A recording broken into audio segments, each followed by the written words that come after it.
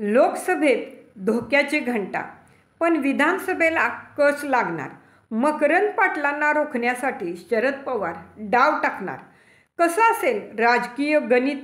वाई विधानसभा मतदारसंघाचं नेमकं राजकीय गणित विधानसभेला कसं असेल हे पाहण्या अगोदर बोलहटके न्यूज चॅनेलला सबस्क्राईब करा. व्हिडिओ आवडला तर लाईक करा. वाई विधानसभा मतदारसंघात राष्ट्रवादी काँग्रेस अजित पवार गटाचे मकरंद पाटील हे विद्यमान आमदार आहेत, तर त्यांच्या विरोधात भारतीय जनता पक्षाकडून मदन भोसले हे प्रमुख विरोधक आणि विधानसभेच्या उमेदवारीचे प्रबळ दावेदार आहेत. राष्ट्रवादी शिवसेना पक्षामध्ये फूट पडल्यानंतर राज्याचं राजकारण बदलून गेले.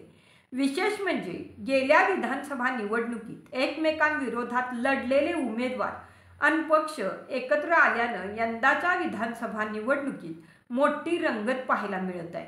अशीच लढत असलेला मतदारसंघ म्हणजे सातारा जिल्ह्यातील वाई खंडाळा महाबळेश्वर विधानसभा मतदारसंघ.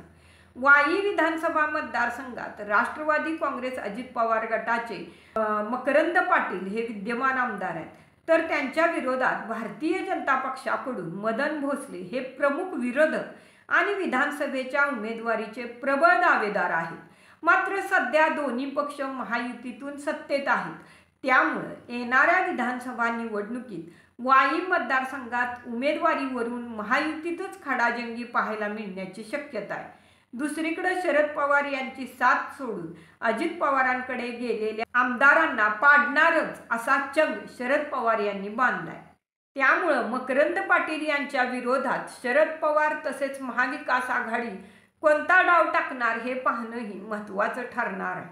वाई विधानसभा मतदारसंघाचं निवडणुकीचं राजकीय गणित नेमकं काय आहे?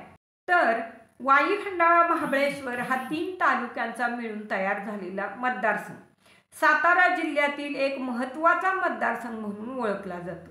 राष्ट्रवादी काँग्रेस पक्षाचे मकरंद पाटील हे सध्या वाई विधानसभेचे नेतृत्व करतात. भौगोलिकरित्या विस्तीर्ण अशा या भागातले प्रश्नही अनेक आहेत. याआधी मकरंद पाटील यांना विरोध केलेले मदन भोसले ही सध्या भारतीय जनता पक्षामध्ये आहेत.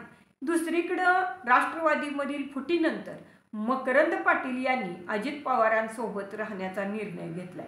त्यामुळं विधानसभेला मकरंद पाटील यांच्यासमोर कोणाचं आव्हान असणार याबाबत राजकीय वर्तुळात चर्चा रंगत आहेत.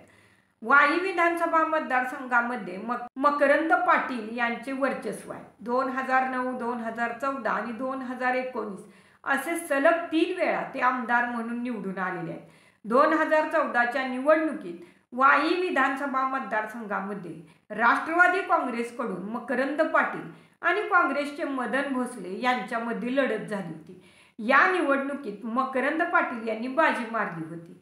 मकरंद पाटील यांना 1,01,218, मदन भोसले यांना 62,516 मते मिळाली होती. आणि त्यानंतर झालेल्या 2019च्या निवडणुकीत मदन भोसले यांनी भाजपमध्ये प्रवेश करत निवडणूक लढवली. मात्र त्यांना पुन्हा पराभव स्वीकारावा लागला होता. या निवडणुकीत मकरंद पाटील यांना 1,30,486 मतं, तर विरोधी उमेदवार मदन भोसले यांना 86,839 मतं मिळाली होती. सध्या दोन्हीही उमेदवार महायुतीत असल्यानं उमेदवारी नेमकी कोणाला मिळणार याबाबत संभ्रम असला तरी विद्यमान आमदार म्हणून मकरंद पाटील हेच या ठिकाणी प्रबळ दावेदार आहेत. त्यामुळं आता मदन भोसले नेमकी कोणती भूमिका घेणार? ऐनवेळी ते अपक्ष रिंगणात उतरणार का, की जागा वाटपावरून महायुतीमध्येच महायुद्ध होणार याकडं राजकीय वर्तुळाचं लक्ष लागले. दुसरीकडे राष्ट्रवादीमधील बंडानंतर मकरंद पाटील हे अजित पवारांसोबत गेले आहेत.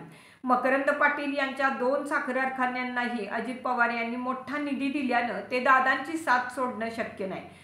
परंतु लोकसभा निवडणुकीत राष्ट्रवादी शरद पवार गटाचे उमेदवार शशिकांत शिंदे यांचा पराभव झाला असला तरी वाईमधून त्यांना मोठं मताधिक्य मिळालं होतं. हेच मताधिक्य मकरंद पाटील यांच्यासाठी धोक्याची घंटा असून शरद पवार हे विधानसभेला मकरंद पाटील यांना रोखण्यासाठी तगडा उमेदवार देण्याची शक्यता आहे. काही महिन्यापूर्वी या संदर्भात वाईमधील राष्ट्रवादीच्या नेत्यांची शरद पवारांसोबत पुण्यामध्ये बैठक झाली होती. त्यामुळं विधानसभेला मकरंद पाटील यांना रोखण्यासाठी शरद पवार यांनी उमेदवार दिल्यास मकरंद पाटील यांच्या अडचणी वाढू शकतात.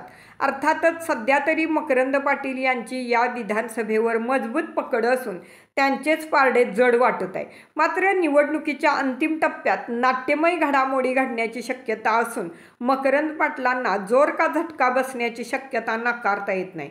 त्यामुळं वाई मतदारसंघात मकरंद पाटील चौकार मारणार की त्यांचा विजयरथ रोखण्यासाठी महाविकास आघाडी मोठा डाव टाकणार हे पाहणं महत्त्वाचं ठरणार आहे.